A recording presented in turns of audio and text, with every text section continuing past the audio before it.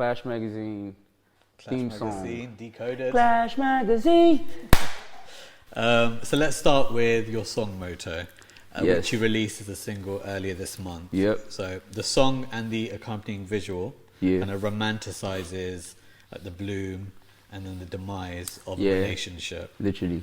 So I feel like it's quite a bittersweet track. So tell Yeah. me about your mindset when you created this one. What did you want to communicate?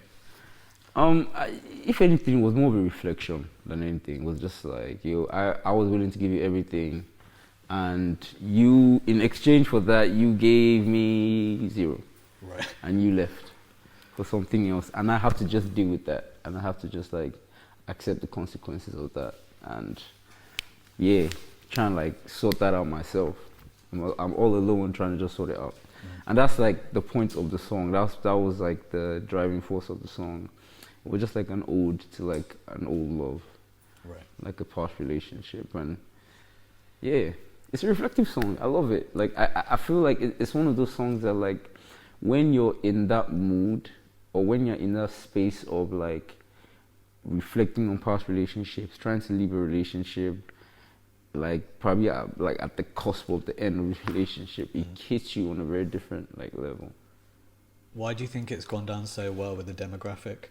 Because everybody has been heartbroken. Everyone is heartbroken. Everyone relates to the story so much. Like, and to be honest, before I dropped it, I felt this already. I felt like, okay, yeah, this one people are going to like gravitate, because like it's literally just like, it's not toxic. It's not me saying, oh, like I hate you, you're the worst. It's me literally telling you that, see, I still love you. Like, I still got love for you. Like, I wish things went differently, but whatever it is, I'll take it as it is.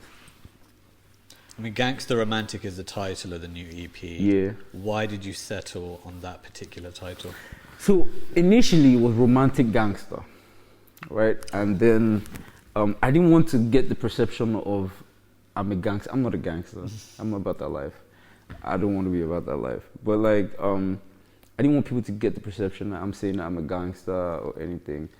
But like in terms of like romantically, I've become so tough. Like just like emotionally, I've become so tough. I've become so, it's the streets out here. Like, so like we literally, The streets. you need to move gangster with these guys. Like, so that's why I went with like Gangsta Romantic, because I was just like, I'm still a romantic. I'm still in tune with my emotions, in tune with my feelings.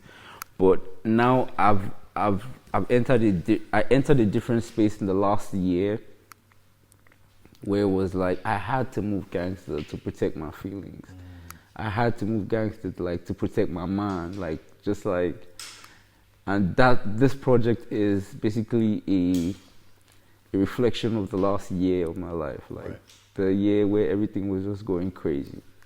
I mean, the opening track of the EP, Yahweh, Yes. that was an instant favourite to me. Really? Because it was a bit more moodier and melancholic, and your vocal was coming through. So why did you decide on that track as the introduction, the opening moment of the EP experience? So there were different reasons. Sonically, for one, I just thought it brought a very there was this almost scary horror movie vibe with the intro that I was like, from the first notes I heard, I was like, okay, I like the way this feels sonically. But then I also just thought that like Yahweh fully represented the muse of the entire project. Do you get like that person that's like, okay, this is the person that's making me write a Yahweh. This person that's making me write a MOTO. This is the person that's making me write an available. Like, and it was just like an ode to this one person. Like the whole song is just me explaining that this bad girl that I know, Right. and she's wild.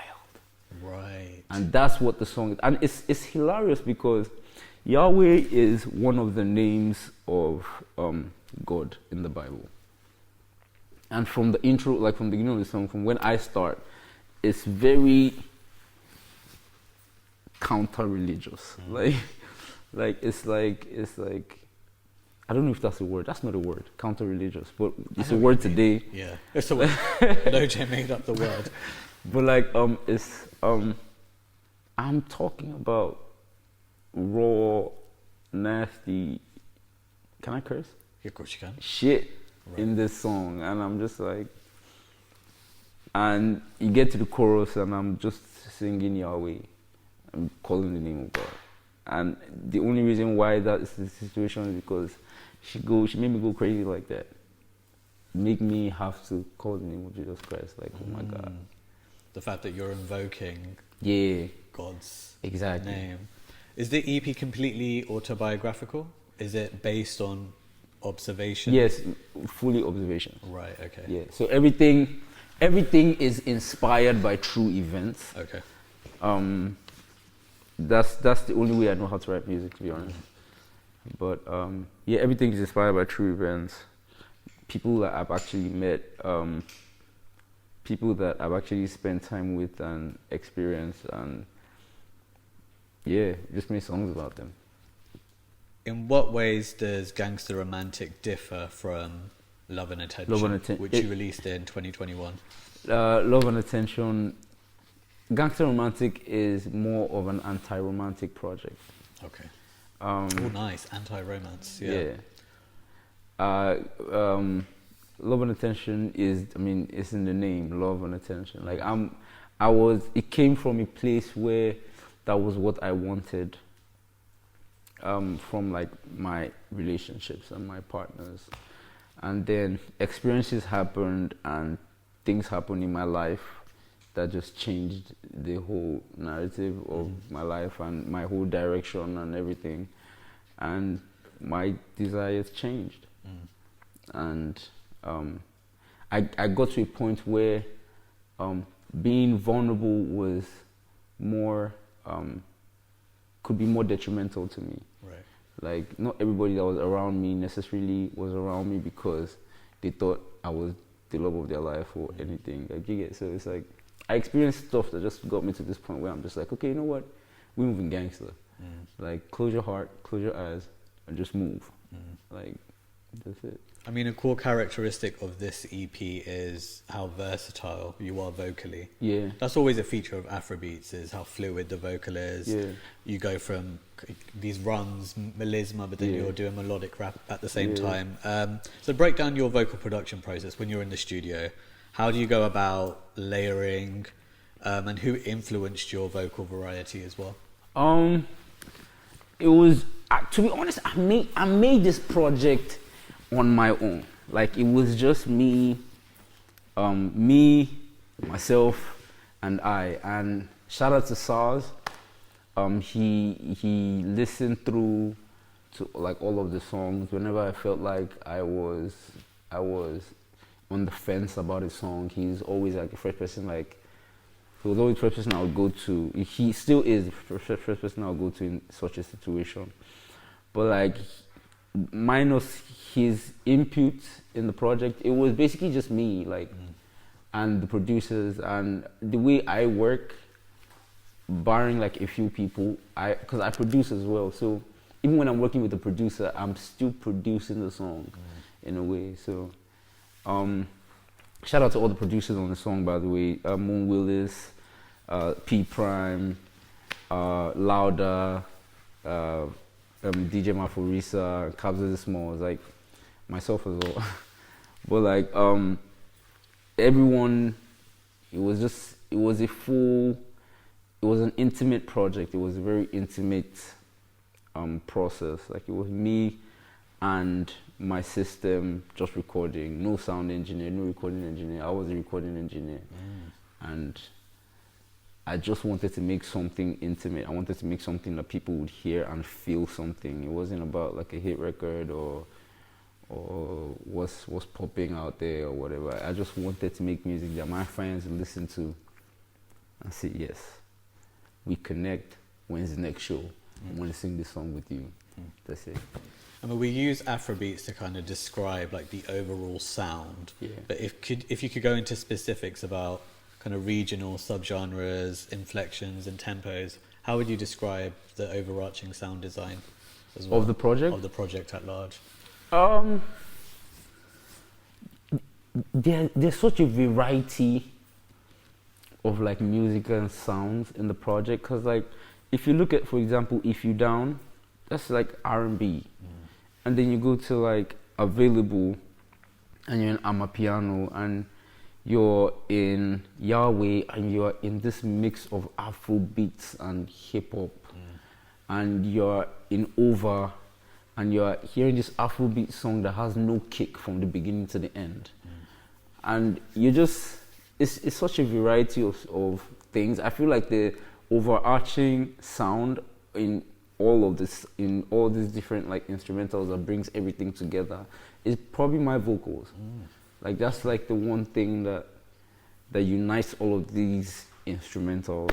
I mean, there's such a variety that I can't even say that, oh, I stuck to like melodic sounds or like heavy drums, because there are some beats that don't have, there are some songs on the project that don't necessarily have heavy drums.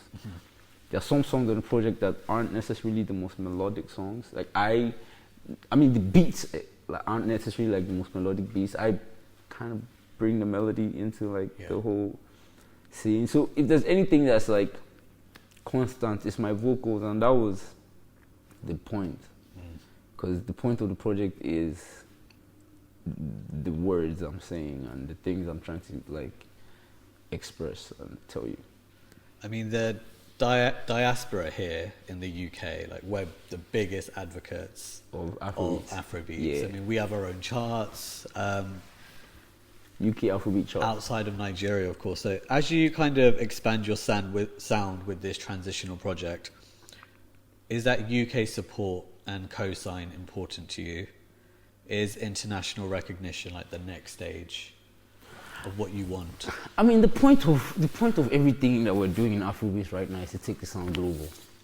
Like, it's to take the sound beyond the shores of Africa. And yes, definitely, like the support of like the UK is a big part of that. Like the UK, for me, from my perspective, has always been like the first stop after Africa for Afrobeats. Like UK artists make Afrobeats and it's blowing up. Like some big artists in Nigeria started in the UK. So we can't really even like we can't ignore like the impact of the UK in Afrobeats in general. 20,002, one of the biggest concerts that like sparked a whole touring, like it was like a new level of just performances, especially globally. That was in the UK. Like it's a perfect first step out of Nigeria and Africa. So yeah, that's very, very important, for not just for me, for like all the African artists that are coming the whole up. scene. Yeah. Final words on what you want Gangsta Romantic to do for you and the feelings you want to invoke in the listener's imagination. Honestly, I want this project I want people to connect to it in a way where it's like, I want you to have like I want people to have like an affection to this song in a way that's like, how do I put this?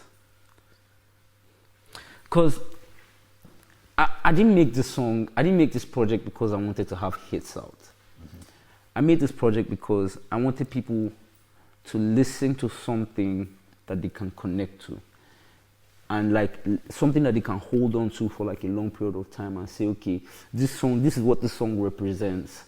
And I'm carrying this song to my children and to their children. Like, so like I want people to have like an emotional connection to the song that lasts beyond this year, that lasts beyond next year. I want you to touch specific spots in your body that you hold on to for like a long time. Like genuinely, I don't know how to put it in words, because it's not just, oh, I want to do all the numbers. You want to do good numbers, you want to be on the charts and everything, but like that's not really the point. Like if I have only 1,000 people that listen to this project and hold it tight, like this project is everything, I can use this project to do everything, and this is all I just want to like hold on to. That's the type of connection I want people to have to the project. Like I don't want you to just have one song, because I posted on my Instagram yesterday that like all I ask is that you listen to the project from the beginning to the end as one full body of work, because that's how I created it. Like, that's how I created the project to sound. This last song being over is not a mistake. There's a reason why I placed all the songs where I placed them, and I want you to have that experience in unison. And just take it home and like connect and say, yeah, like it means something.